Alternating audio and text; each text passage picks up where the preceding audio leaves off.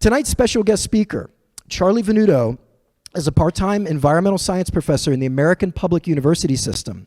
Before retiring from his day job, Charlie worked for more than 36 years as an environmental professional. Most of that time was spent at the Kennedy Space Center. Charlie holds a bachelor's degree from Buffalo State University and master's degrees from Florida Institute of Technology and Rensselaer Polytechnic Institute. Even in retirement, Charlie's a really busy guy. Whoops, can't drop that. Right now, Charlie is the president of the Merritt Island National Wildlife Association, the former president of the Space Coast Audubon Society, a board member for Brevard Nature Alliance, and a member of the Brevard County Save Our Indian River Lagoon Citizens Oversight Committee. A lot of mouthfuls tonight. Tonight, Charlie will be telling us all about the history of the Merritt Island National Wildlife Refuge. It is with great pleasure that I welcome to the stage Charlie Venuto. Thank you, Zach. Thank you. Okay, thanks, Zach. I really appreciate that. Great introduction, and I'm so thrilled to be here tonight. I've been watching the lecture series. First time I had the opportunity to come here live, and thank you all for coming tonight. So I don't know how many of you are familiar with Alan Cruikshank, but we can't tell the story of Merritt Island Wildlife Refuge without talking about Alan Cruikshank. Alan, one of the many things that he did, talking about busy people, he was a National Audubon Society photographer. And so one of the great things I have the pleasure of doing when I speak about Alan Cruikshank and Merritt Island is to show some of the wonderful photos that he took. This photo dates back to, I think in the 1940s or 50s. And if you're familiar with birds or you like to do birding, you'll see that this are called wood ibises. Well, we now know these are known as wood storks. So it's kind of fun to go back and see what people are, how they name birds and how they change the names. So we're going to go on a little journey tonight and learn about Alan and the Merritt Island Wildlife Refuge. But I look at this, and Alan and Helen Cruikshank, a married couple, they were both forces of nature. I thought the premise of this whole research was really to look at how we shifted from going to being conservationists to environmentalists. And they were right at that divide where that occurred. And in fact, it was in addition to the work that they did, there was also things going around in our culture, in our society, in our politics that helped to facilitate this change to environmentalism. And I call that the culture of conservation under the Kennedy administration.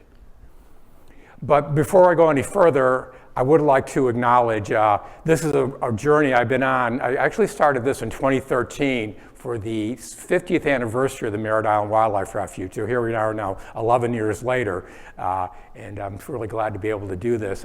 As Zach noted, I work at the American Public University system. You may not have heard of us, but we're an online university that cater mostly to military personnel and veterans. So we're very, very honored to do that. In fact, we graduate more environmental scientist majors, or the second most in the country for online universities. And just a lot of thanks to, you can read that from up there, organizations that I've had the opportunity to interface with to complete this research. And the American Public University awarded me several grants to make this happen. Now, panel, let's meet our third team of challengers.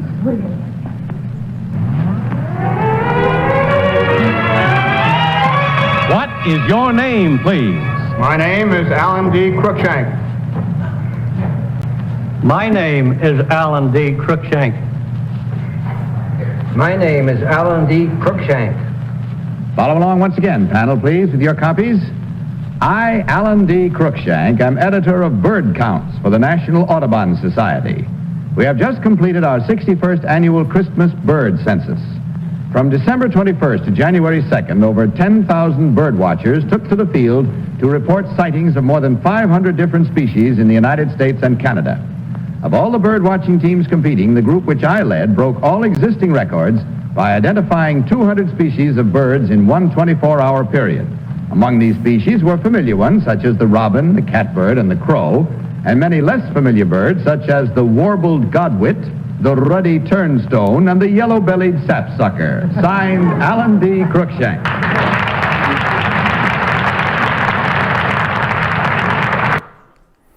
I can tell by the reaction from the audience that some of you may have seen that show when it was on playing live, as I did. So I'm glad that you could appreciate that. So we won't identify Alan quite yet, but Alan started almost as a youth, very young, into birding. And one of the things that really turned him onto it was a screech owl. He saw a screech owl. Now, he's in the New York City area, and this just fascinated him. He wanted to learn more about this species as well as about birds. And sometimes that'll happen. If you happen to be a bird watcher, you might have that one bird that you saw that said, I need to know more about this. And what else is out there? I know for me, I think it was when I moved to Florida and I saw a great blue heron. It's like, that's really big. And I got, where do these things live and what do they do? What do they eat? So I think some birders we do have these moments that kind of change our lives.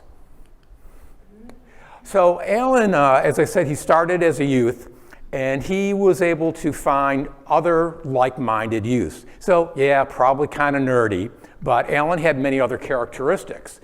And he got together with some of his fellow classmates, and they formed a bird club. So it was called the Bronx County Bird Club. And they found this bird guide, not that particular one, but the same version, in a garbage. And they picked it out of the garbage, and the boys took pages out and they distributed them, and they went on their birding expeditions. Now, again, we're talking in the 19-teens, so we didn't have these really fancy optics, binoculars, scopes. They were using these opera glasses. But if you think about that, whatever the magnification was, 2, 3 times, I think that helped to make them really good birders, because they had to look really hard and do a lot of observations, not just on what they saw, but as far as colors or the size, but how birds behaved, what habitat they found them in, and this made them really, really strong birders. Now we have Merlin and eBird that can help us identify bird by sound and have guides on where they should be and what they look like. But so these guys learned the hard way. So Alan was born in the Virgin Islands in 1907, and he got his claim to fame is that he discovered the first nesting king rail in the New York City area. Well, what's so special about that? Well, rails are secretive. You don't usually see a rail, and there's a couple different species. You hear them often, but they're very hard to see. And to see one and then to find a nest was considered outstanding, especially in a rather developed area. So this got the attention of the Linnaeus Society as well as the Natural History Museum in New York. And to borrow a really bad phrase, that they took him under their wing to help him and to make him even a better birder.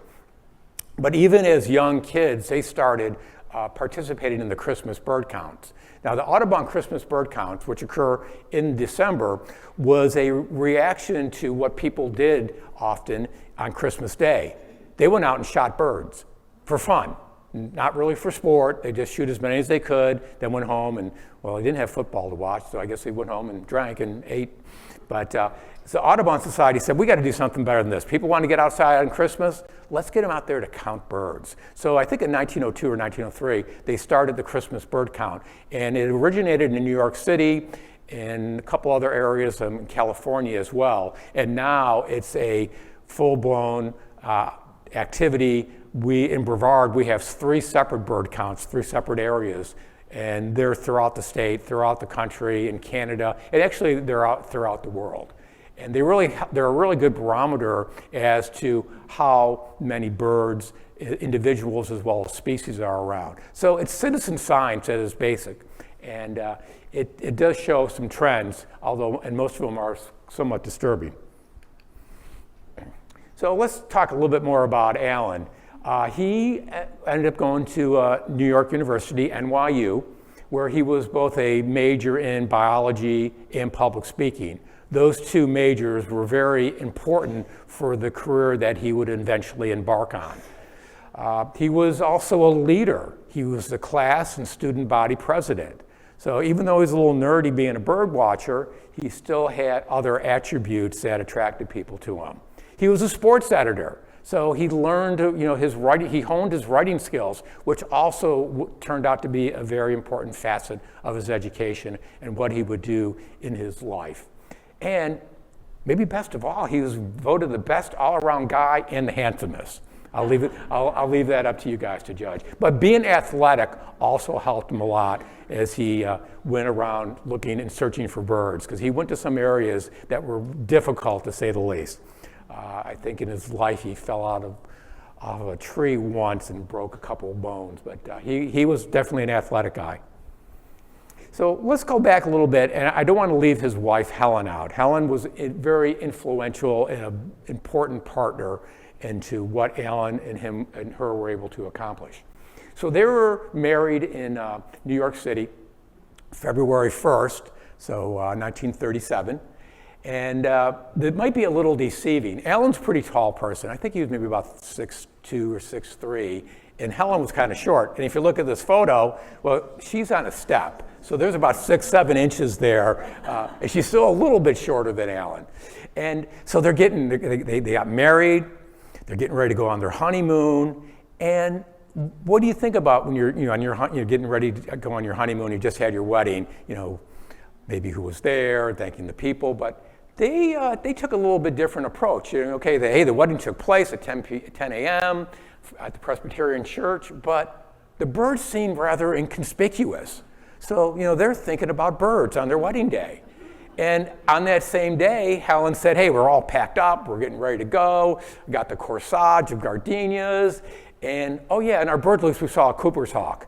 Now, I don't know what any of you all did on your honeymoon. I'm gonna guess you probably didn't have a diary saying what birds you saw. If you did, good for you guys. We're friends. So, how do we know this? Doing that research, I was able to discover these diaries that the Cruikshanks left for us, I guess, to take a look at. And there are these simple notebooks that you can still buy the same brand, and they each kept their own diary. These are located at the University of Florida as part of their Natural History Museum archives. They're not in the main building if you've been up there to see any of the displays, but they are in a back building. And when the Cruikshanks passed away, they didn't have any children, and the family really didn't know what to do with all this material they had. And they thought about maybe the local Audubon Society. It's now called the Space Coast Audubon Society. At the time, it was called the Indian River Audubon Society. But they ended up, asking the University of Florida if they wanted them, and they reluctantly took them. They didn't really have a lot of people who were interested in this, nor did they really put them in a nice place. They were basically in four-drawer, old-fashioned metal filing cabinets. And it looked like nobody had really looked at them. But anyways, these are the two books that they had. And they started their trip, left New York City, and where'd they come? To Florida. They didn't go to Niagara Falls, but they came, which would have been a lot closer, but they came to Florida. They came to Florida with purpose. So they got married on February 1st. February 5th, they crossed into Florida. Again, we don't have a interstate highway system. Probably took US 1, some routes like that, making their way down here. But they crossed into Florida February 5th. What's the first thing that they observe? Remember, it's Florida. They saw a chain gang, right? They see these men in the black and white, the typical outfits, pounding away with mallets and shovels and picks. And Alan goes, I've only seen this in movies, so welcome to Florida. Things sometimes never change. So they make their way down, and their purpose, their primary destination was to go to the Audubon Park at Lake Kissimmee, so around Okeechobee. The Audubon Society owned land there. They had a warden, and their plan was to go down, meet up with the warden, and explore the area, and to take a lot of photos.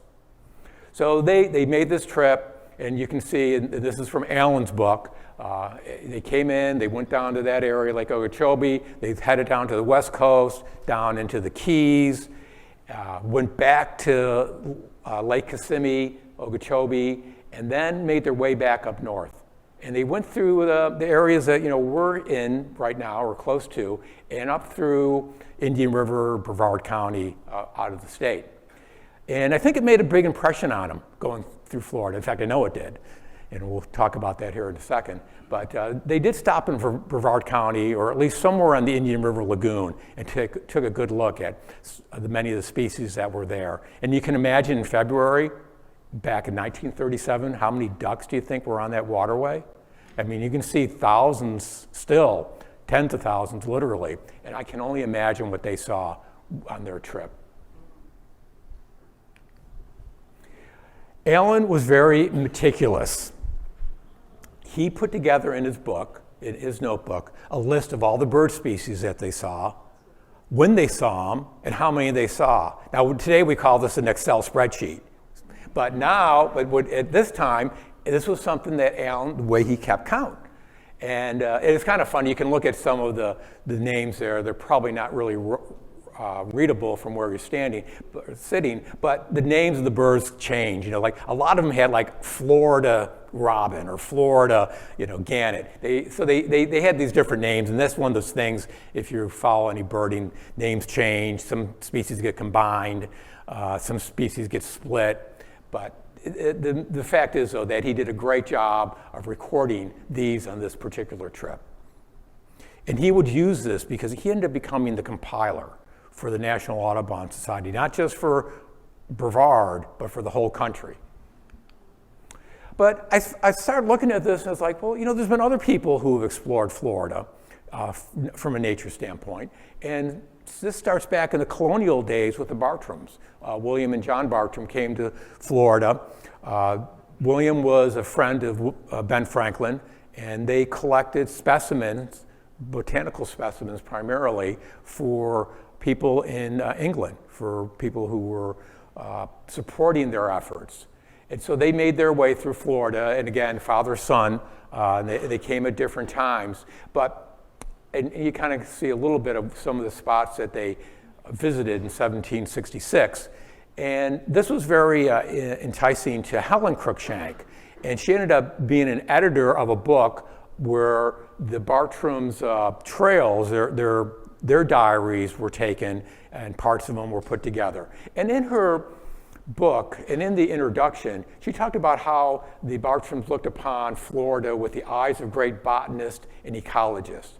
This is a book that was written in the early 50s. Ecologist was not a term that most people used, but Helen was already thinking about that. And I think there's often a correlation between ecology and environmentalism. I think sometimes they're mixed. I mean, they're very different because an ecologist is a scientist who studies the abiotic, the non-living, and the biotic, the living life, and how they intersect. Environmentalists can be political, it can be scientific, but they are often used interchangeably. And even in the 1700s, she noted they deplored the destruction of beauties that followed in the wake of the white man. So, that's pretty astounding paragraphs to put in place in the 1950s, especially by a woman, right? So they were leading. They were already seeing things needed to go beyond conservation. And every time, you can go, there's a lot of places that have names under the Bartrams, and you can follow their trails. But so they left their mark, and you can see they even went into Cape Canaveral area, that far south. But there was also another, probably a little more famous explorer of Florida, and that was John James Audubon. And of course, as you know, we have an Audubon Society, and Audubon societies are going through some, self-examination because of some of the views that Mr. Audubon had on races. But he did come here. And they had some similarities, Alan and John James Audubon, is that they were both born in the Caribbean islands. They both failed as businessmen. When Alan graduated from New York University, he started working at the New York Stock Exchange. I think that lasted 1 or 2 days. It was just like, this is not for me. I don't want to be with all these crazy people yelling out numbers and stocks. I want to go out and count birds. And fortunately, he had made so many connections at the Natural History Museum, they took him and as an employee. So they both failed as businessmen. They both worked for museums. And Audubon came to Florida a couple different times. Came sailing, went to St. Augustine, went down to St. John's, all this time shooting birds so he could mount them and paint them. Right? All the species that you see from an Audubon painting are dead birds. Cruikshank did not have to do that because he took photographs. And then Audubon made another trip as well, all the way down to the Keys and the Dry Tortugas. So let's go back to the honeymoon trip. So they're traveling through Florida, and pre-Disney and all these things. They stopped at a citrus grove. So they're doing the discovery, and they stopped at this one place, and then Alan wrote in his diary, like, "This is the best orange tangerine juice I've ever tasted." So yeah, exploring Florida. So how these little stands where people come in, we still have it right as you come in on 95 from Georgia, the Florida greeting station, you get orange juice. So we still do that, almost 100 years later. And so people were doing that as well back then. So they were enjoying it. They were being tourists.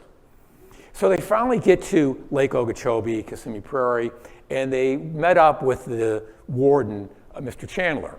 And you can kind of see, from the car, they have running boards. They've got the lights that are not integrated into the body. I don't know if that's a Cruikshank's vehicle. I haven't been able to find out which type of car they drove. I kind of think it is, but I can't say that with a lot of certainty. But they were going into some pretty remote areas to explore and to take photos. And again, we have parallel entries into their diaries, which both basically said, hey, we're going to some pretty remote places, and don't know exactly what we're going to find, but it's probably going to be pretty cool. And as you can see, sometimes they had to traverse into wetland areas to get those wonderful photos. Alan there is on the left, and Mr. Chandler, Marvin Chandler, is on the right. And I'm not exactly sure where they're going, but you can see a lot of grasses, bulrushes, and some other aquatic species as they embark in their canoe. So while they're out doing their trip in the water, Helen stayed back with some of the other guides in the areas, and they were going about looking for burrowing owls. But then she found something different. They said they found a gopher tortoise, and it was a little bit, mixed up, like a gopher and a tortoise. How can they be the same thing? Well, it turned out it was a turtle, right? A tortoise, actually. So she discovered those. And then she also remarked, oh, Alan and I are both sunburned. So again, you see that, right? You come down for spring break, and we see these people, they're all red. Yep, that's their first day at the beach. So again, they encountered the very same things that people still do today. So, they're in their honeymoon. They're having fun, in a way. So the next day, they're in the Lake Okeechobee area, and Alan really wanted to get some good photos of vultures. And so they were in an area, they got some dead fish, but they happened to come upon a dead bobcat. They said, oh my God, we can't pass this up. So they got out of the vehicle, they grabbed the dead animal, and they put it on their running board to take it for their, the next day photo shoot. But Alan did have some second thoughts about that. You can see from the quote that, we're saving this for vulture bait, but I kind of wonder what the people at the hotel, the Southland Hotel, think about this, because it probably didn't smell really good after a few hours. But they got some really good pictures of vultures. And so sometimes that's the cost you have to pay to be an artist. So they both wrote pretty extensively each day in their diary, but on Valentine's Day, and it was interesting because Zach was talking about the upcoming talks that had a Valentine's theme, so maybe this is kind of a pre-Valentine's theme, that Helen wrote in her diary. Now they're at the Everglades, and she said, very short, it's the only thing she had in her diary that day, a Valentine's special at 6:30, waking me out of a sound sleep. So I'll leave that to the audience to figure out what was going on there. I keep this PG-13 as much as we can, but they're on their honeymoon. I noticed, though, in her diary, she was very lyrical. She wrote these wonderful words. I'll have to read these here to you. The silence of the wilderness is a remarkable thing, not a sound of man anywhere. Before dawn, I listen to the multitudinous sounds of birds, splashing fish, frogs, and the gulping of alligators. lyrical, very, very poetic in her writing, typical. But then I noticed 2 days later, things changed. She started writing and rewriting and editing, and it was the first time that this approach took place in her diary. And I started thinking, what's going on? I mean, she wasn't one to go back and edit and rewrite, but you can see here, she's crossing out words. I mean, she's really thinking about something. And what she was thinking about was a book. And she wrote down a list of basically either the areas that they saw and or the bird species that they were looking at in that particular area. And she checked those off. And these would end up becoming an award-winning book that won a prize, the Burroughs Prize, which is the best nature-based book. It's still a prize that's awarded today. So she used this trip, and I don't know if that was her intention to write this book when they embarked on their journey, but it turned out to be really well. So I do want to let you know that the book is called Flight in the Sunshine. You can find it on Amazon or eBay, but make sure you find the one on the right. The one on the left, now again, it's their honeymoon. I'm not sure she ever said that she worshiped his warmth but feared his motives. Maybe you want to read that one. I'm not here to judge, but if you do want to find the Cruikshank's book, it's the one with the bird on it. Well, Alan was a really good instructor. He started with Audubon soon after graduation, and he worked at the Audubon camp in Hog Island, Maine.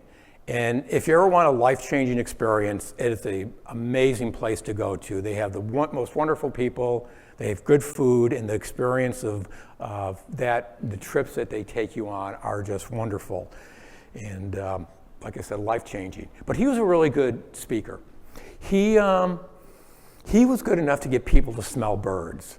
And the reason that they're doing this is that this is a bird, it's a pelagic bird. It really it's not very active at night, and the best way to detect them is by odor. Now, as birders, we see a bird, we record it. If we hear a bird and we feel like we know that sound, we record it.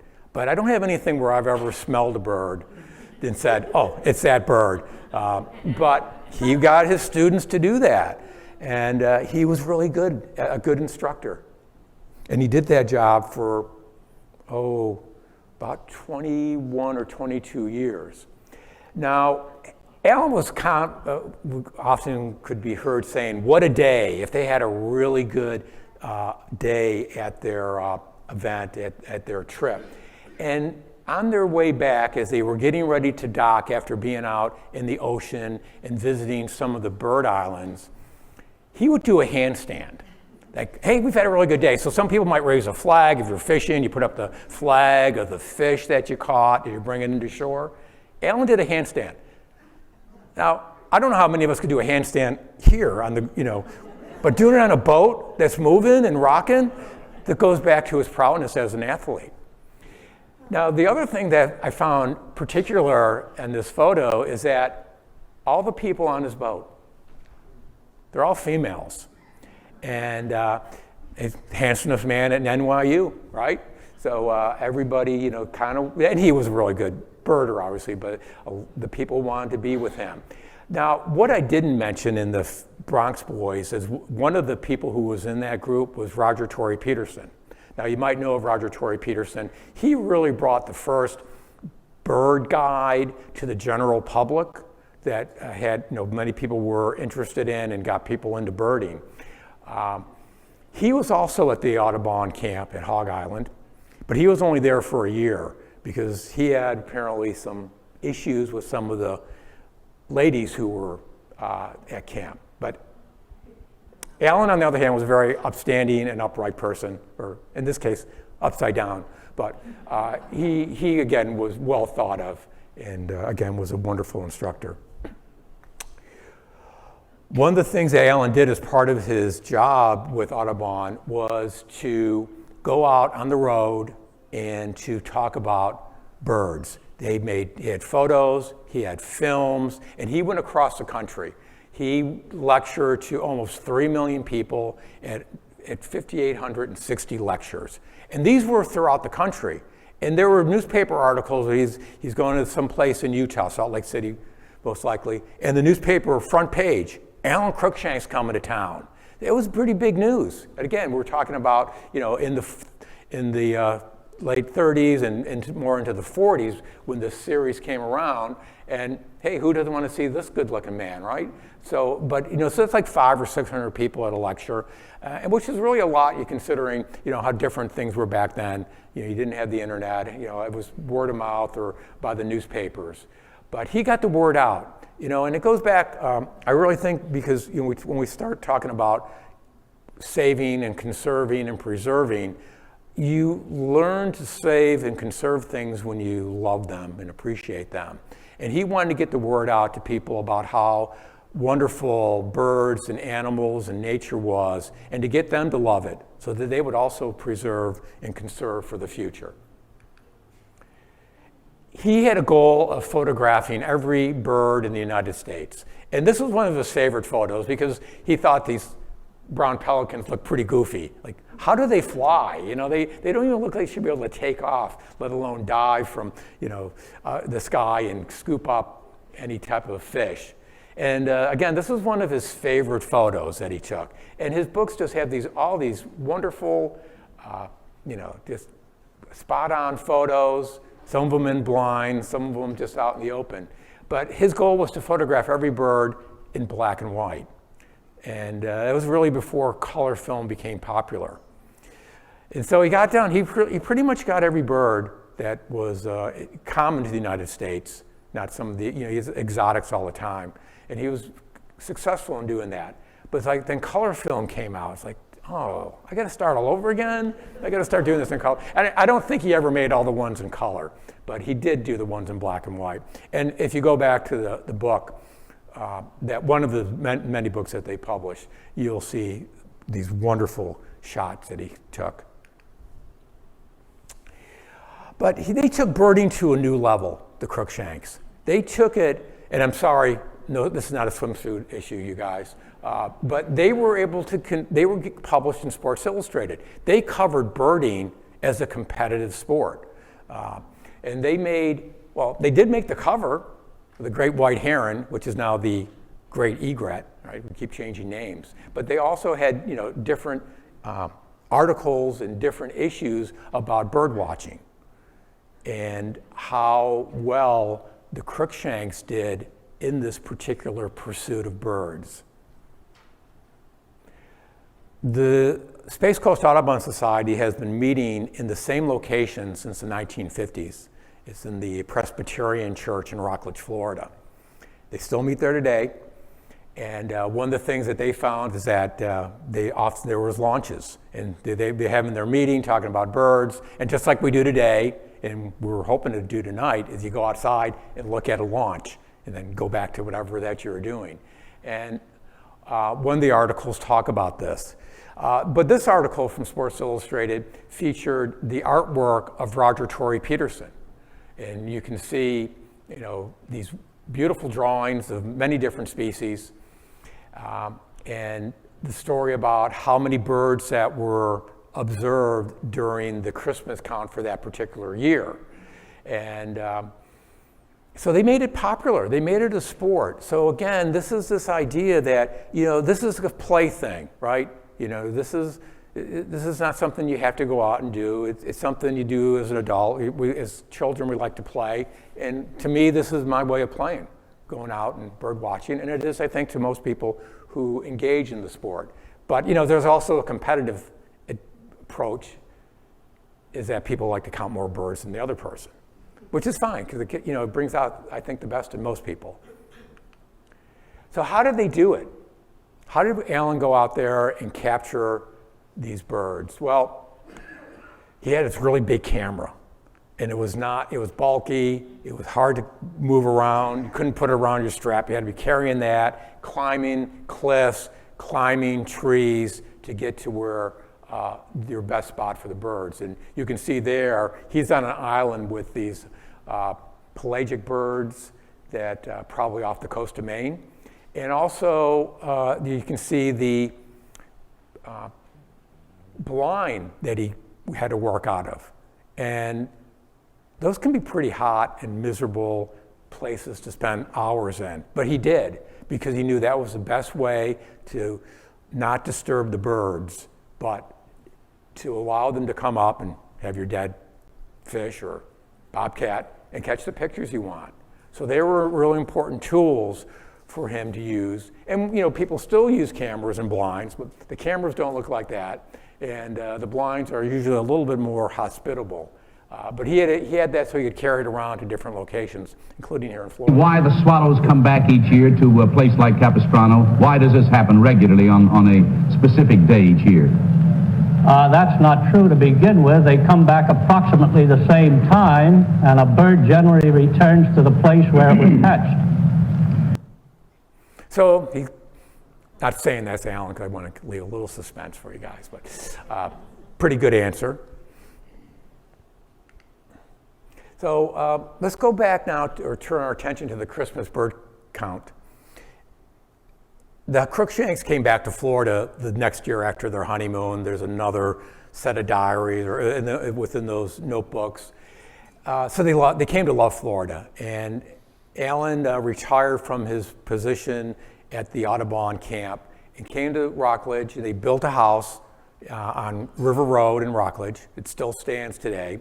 But as I mentioned, they didn't have any children. There was nobody to pass the house on to. I think it should be a museum, but that's just Charlie's opinion. But again, during these Christmas bird counts, he brought in people who were really good. So when they moved to Rockledge, they went out and did their Christmas bird count.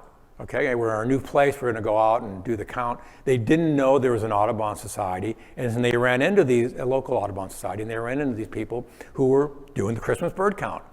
So they started getting together, and Alan saw how rich, how diverse this area was. And it got him thinking, we can probably be the #1 spot for birds in the United States. Up that time, the most popular area, the most rich area, was usually in San Diego, California County. So he brought in some friends. He called some favors in. Roger Torrey Peterson, scientists from University of Florida, University of Tennessee, from different museums, and he was going to get them out there, and they were going to do a real serious bird count. So game on. There is a notice in the Florida Audubon. Now, the Audubon societies are set up. You have the national, you have state, and then you have your local offices. So on December 28th, we're going to do a count in Cocoa. Last year, we had 200 species. You can only come if you're invited by Alan. And you're going to be out basically 24 hours. So you need to come to Cocoa, spend the night. You're going to get up really early. If you sleep at all, you're going to be listening for owls at night. You're going to be out there all day, regardless of the weather. And then you're going to come back. We're going to go over our counts, and then you can go home. So it was very rigorous. But I talked to a person who had the opportunity as a younger person to work with Alan, and he said, no, he wasn't that tough. He just liked to get it out there. He liked to set his high standard, but if you wanted to go on the bird count, he pretty much let everybody in. So that's the Cocoa count, and that's really the big count, the most popular one. But there was another count in Titusville a few days later. And this one involved Titusville and North Merritt Island. Now think about 1961 in Merritt Island, North Merritt Island, if you're familiar with it. What wasn't on Merritt Island at that time? Yeah, NASA. There was no NASA. It was these communities, but it was a very few populated area. So it turned out to be a good spot for birding as well. So again, advance notice especially necessary for assignment to certain territory. So again, very well laid out, organized. Here's your area, you come back, you do this count, you come back at the end of the day, and they line it out. And that's how they still do it in all the areas. But they did have 2 different counts that were very productive. So we got really a lot of good press as this bird count became more known to the country.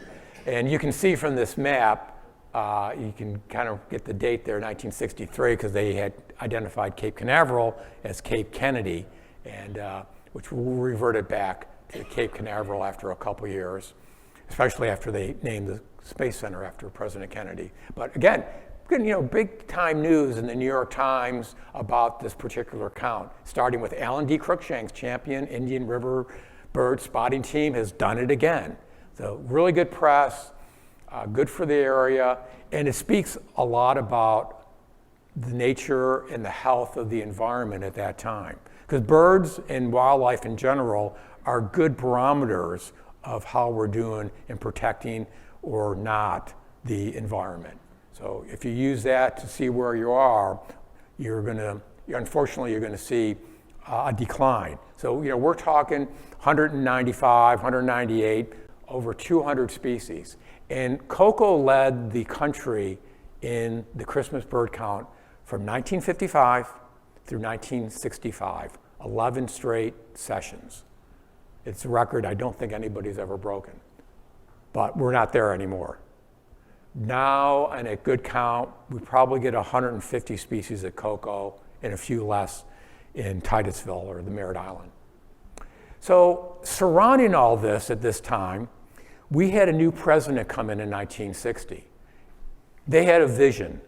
We'd gone through 8 years of Eisenhower, not a lot in the area of conservation. Even in the Truman administration, there wasn't a lot of new lands that were saved.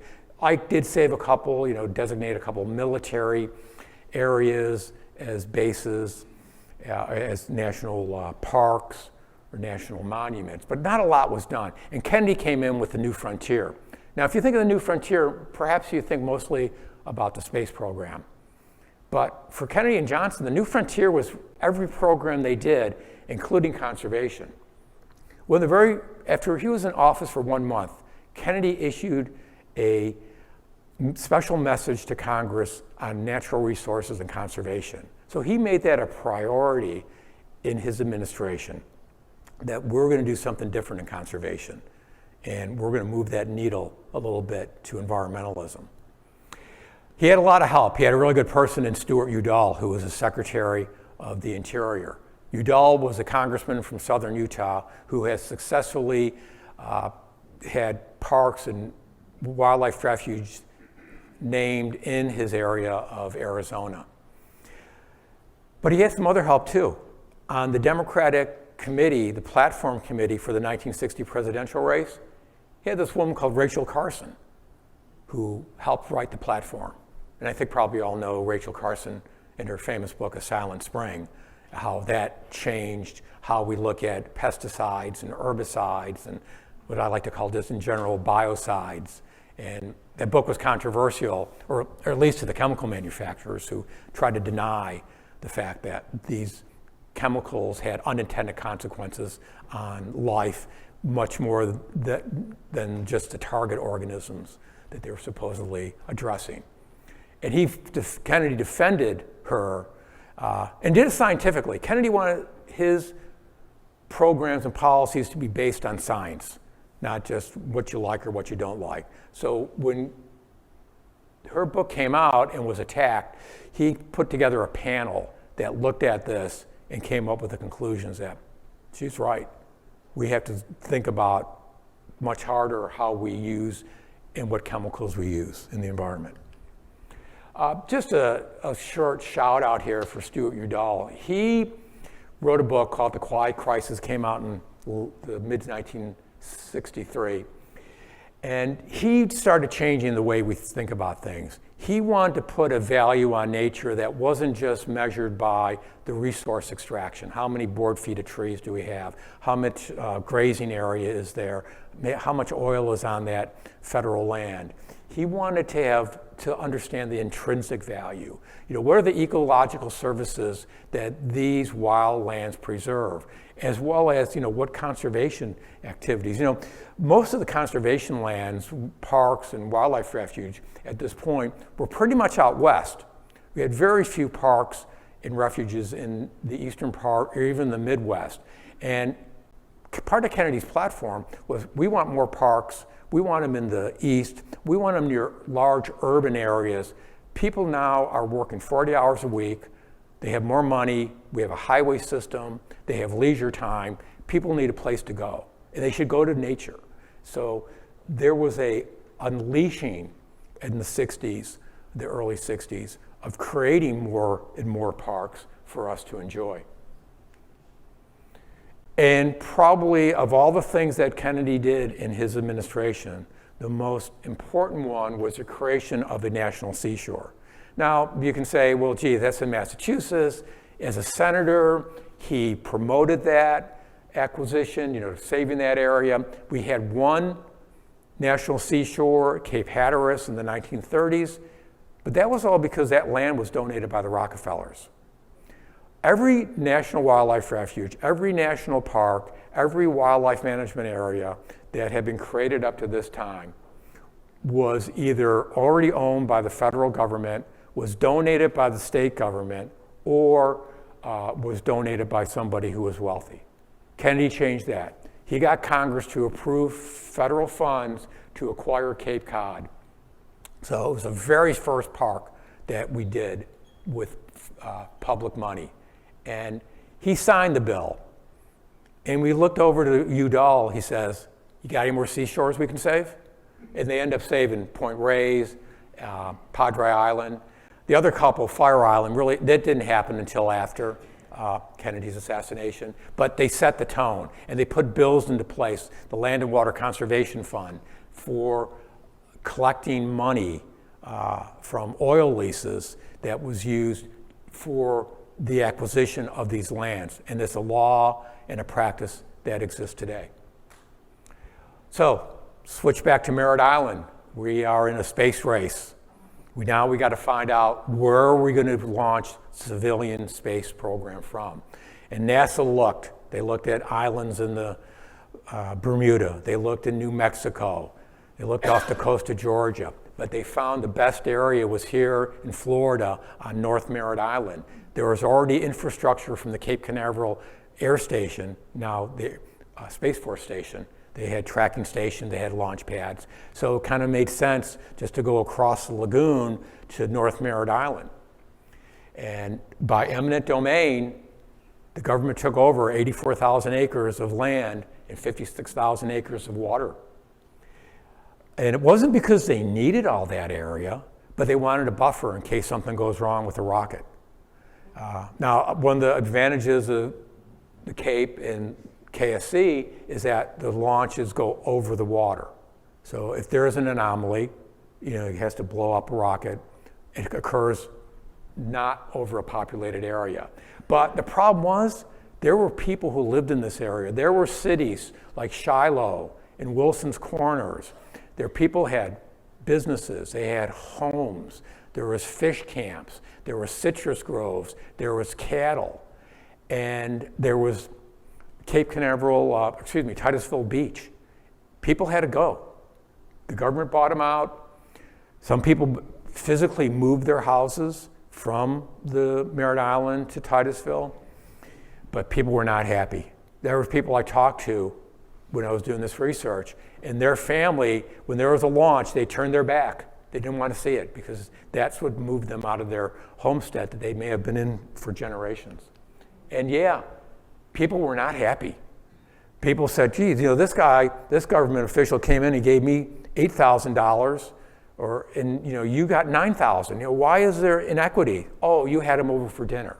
And that's really in this article. So yeah, people were not happy. And so the government figured out we really need to do something. And Alan saw this as an opportunity. Alan Cruikshank had been trying to save North Merritt Island. He worked with local officials, had nothing, no cooperation. He talked to state officials. Again, now we don't have the money to go do any land buying. So he was really concerned, how are we going to save this area? It's so valuable. So he started working with Fish and Wildlife Service behind the scenes. And Fish and Wildlife Service started working with NASA. Said, we have a solution to your public relations problem. And NASA, always big about public relations. Always want to do things right. So Saving Merritt Island. You can see how it was acquired in less than 2 years, this entire area of North Merritt Island.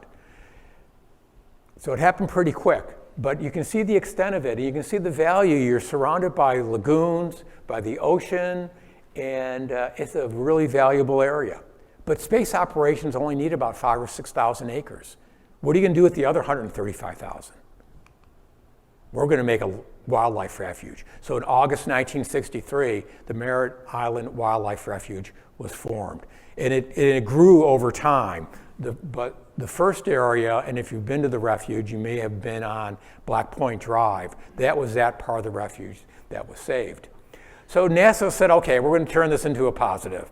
There was a magazine, a weekly a newspaper that came out called Spaceport News, delivered to our desk, and they always had these stories. So they did a story about Alan Cruikshank and talk about the birds. And what are the birds here? Oh, this bird count's coming up in December, the Christmas bird count. And we're going to have these people out here, and they're going to be looking at birds and taking a count and reporting it back. And so the bird count that had been in Titusville was recreated for now the Merritt Island National Wildlife Refuge bird count. Let's switch back to Kennedy at this similar time. It's late September of 1963. We know what's going to happen in 2 months. But Kennedy's going to go on a tour. It's dubbed a conservation tour, but it's also got a political element. It's getting close to the elections. He wants to make sure he maintains the control of the Congress, some key governors. So he's going to go on a tour to visit several different areas. First stop's going to be in Pennsylvania, where he's going to go to Gifford Pinchaw's home. Gifford Pinchot was the forester for Theodore Roosevelt. So if you enjoy going to the National Forest, if you've gone to Ocala National Forest, and one of many, thanks Gifford Pinchot and Teddy Roosevelt for putting those aside.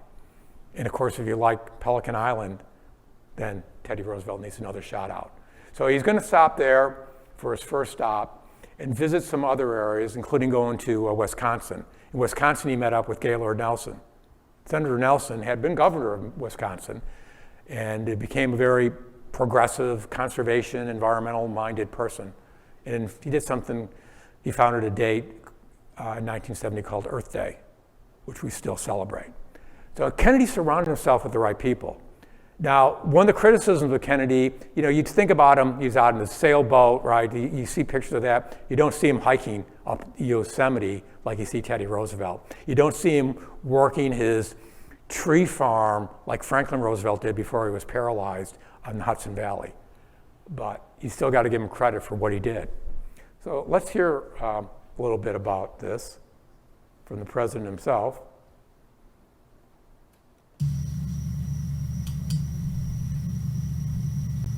This is the end of a 5-day trip which has taken us to Pennsylvania to dedicate the home of Gifford Pinchot to the cause of conservation, to northern Wisconsin, to Duluth, Minnesota, to North Dakota, to Wyoming, Montana, Washington, Oregon, California, and now we complete that swing here in Nevada.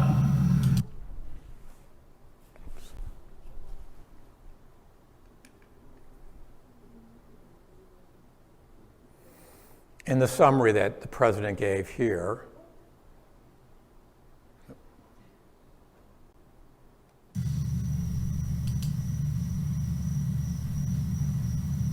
America the beautiful to be left for those who come after us.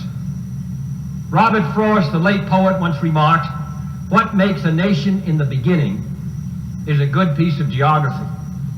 Our greatness today rests in part on this good piece of geography that is the United States. But what is important is what the people of America do with it. At the turn of the century, two great Easterners, both Republicans, Theodore Roosevelt and Gifford Pinchot, looked across the horizon and realized how essential it was that here in the West that we save what we have before it's too late.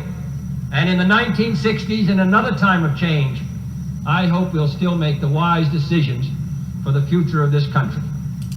Well, Kennedy did call out Robert Frost, who spoke at his inauguration and read a poem called "The Land Was Ours Before We Were the Land." So again, very different approach than what we had under the former presidents. So Allen became ill as he into the late 60s and the 70s, but he continued fighting for the cause. And even though you think, well, we have this victory, we saved Merritt Island, we got a refuge, there were a lot of people who thought we should do something different with it. Probably the most outlandish idea was from this Japanese company who wanted to come in and eliminate all the aquatic life in the lagoon surrounding the refuge and replace it with shrimp. And they were going to feed the shrimp a special secret recipe that would make them grow bigger and larger. Fortunately, that did not come into play, although it was supported by the Chamber of Commerce. Someone said, why don't we put a landfill there? You got all this space. No, it's a refuge. We don't put landfills on refuge. Oh, well, how about a golf course? Of course, we love golf courses in Florida. But no, that's not a good idea either. The jet port. Now, this was an idea. There was a jet port being built south of Miami and Homestead. It's going to be a new airport. In fact, they had built one of the runways where President Nixon killed it. They did an environmental impact statement, one of the first environmental impact statements ever done. And they said, no, a jet port in the Everglades is really a bad idea. So we had one of our county commissioners who suggested, well, the Apollo program's ending, why don't we put the jet port here in Brevard County? They got rejected too. It's funny because there is a nature park named after her in Brevard, and then a submarine basin.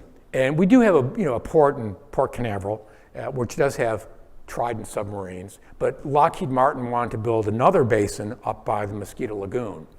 And so he, again, Allen was fighting that and getting his friends at NASA and National Audubon Society to join the fray. So, some study was done, and, you can always see a study done by people who want to develop and, how important it's going to be for the economy and how it's really not going to hurt, the environment. But as Cruikshank said, old conservationists never die, they just get buried in pollution. And this was said shortly before his death. Allen participated in all the bird counts and the after count where we get together for a dinner and go over our species. And he started the last count that he was participating in by saying, I'm probably the only person in the world who ever skipped a kidney operation to do a Christmas bird count. And I think he's probably right about that. Allen was famous too for wearing these chamois. He has Scottish descent and these red chamois. I got this picture from the New York City Library where there's an Audubon collection, and I don't know who donated this, if it was from Allen or an Audubon person, but it really captures that hat. And Allen, he didn't go in with camo, he didn't try to hide from the birds, because birds really, they don't care what you wear. But they care if you move. If you move, then they're gonna move. They're gonna get scared. But he could wear, so he always wore these, kind of bright colored items just to kind of demonstrate that. And he always led, I understand, wonderful field trips. I would vote for him. I voted for number 2. Number 3 and number 1's answers were, I think, the best, but we didn't ask number 2 very much. And number 2's hands are very sunburned. And I figure if you hold binoculars to look for birds. So she was showing, though Kitty Carlisle, she just wasn't pretty, she kind of figured out who the real Allen Cruikshank was. So there we go, a younger version of the real Allen Cruikshank, somewhere up in Maine holding I couldn't get anybody to identify exactly what type of gull that is because it's a younger gull, maybe a lesser or greater blackback gull. But so that's the real one if you had any doubt. And there is some areas that are designated in memory of Allen. He had a wonderful life. one of the islands in Maine is named after him. There's a trail at the Wildlife Refuge, 5-mile trail that you can take off of Black Point Drive. And there's a sanctuary. If you ever want to see a scrub jay, I can almost guarantee you, if you go to this park, the Helen and Alan Cruikshank Park in Rockledge, you will be visited by a Florida scrub jay. You don't have to bring peanuts. In fact, please don't. They will come to you. But they were going to name the Wildlife Refuge, Merritt Island Wild. They were going to change the name. They wanted to name it the Alan Cruikshank Refuge. And we have the Ding Darling Refuge, right? And it's named after Ding Darling, who worked under President Franklin Roosevelt with the duck stamps and the artwork that he did. But Cruikshank family didn't want to do that. And this was his letter mentions. They said, no, it's more important to keep the geographical name. That's what people know. That's what this is. And so they were going to name the visitor center after Alan. But unfortunately, there was 2 firefighters who were doing a controlled burn who perished right about the time the visitor center was being built. And they appropriately named the visitor center after these 2 men who died in duty, saving, trying to do their job as conservationists. So they did put the trail together, and they designated it for Alan. They had several dignitaries. Helen was there, senators, congressmen, other elected officials. Roger Tory Peterson made it to this too. And I thought we just ended up here. There was a program that NASA did with a very Walter Cronkite type of talk leader. And just give you a minute here and we'll listen to what Alan had to say.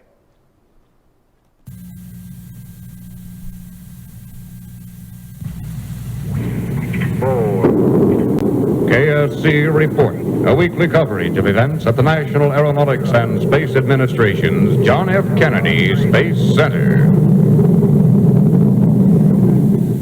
Each year, the Kennedy Space Center cooperates with the National Audubon Society bird count. A count is made within a 15-mile circle in Brevard County that includes many acres of land inside the Space Center's boundaries. Alan Cruikshank, editor of the Society's nationwide bird count, reports 197 bird species were identified during the latest Brevard count. For instance, the group that went in there the other day had 11 different species of herons. Now, most people would not realize there were 11 different species of herons. They had 10 species of ducks, which is very good. In most areas in Florida wish they could get 10 species of ducks. 13 different species of plovers and sandpipers. Now, those are what we call shorebirds, the little sandpipers, the plovers, and the group going into the NASA area had 13 different species. They had 5 different species of gulls. They had 5 different species of wrens. At several lectures across the country, people always say, well, aren't you sorry NASA came into your area? Doesn't that ruin it for you? And I say it's the best thing that it could ever happen from the conservation angle for Central Brevard, because for 15 years, ever since I got here, a group of us have been trying to get some of the area on Merritt Island set aside. And it was impossible. And now NASA comes into the picture, and the eagles, which were being wiped out rapidly and disappearing from this area, are definitely coming back. And we know of, I guess, 4 different nests right within the NASA area of bald eagles. So we're very happy about the whole situation within the NASA closed-off area. We think it's a wonderful thing for Brevard County and for the country. Work is underway toward the first launch of... So I hope that's a relationship we can continue to count on between NASA, the Fish and Wildlife Service, the Air Force, to maintain those areas. And if you come up to the Visitors Center at Merritt Island, you can see this wonderful portrait. So thanks so much for your attention tonight. And if there are any questions that I can address, I'd be glad to do that.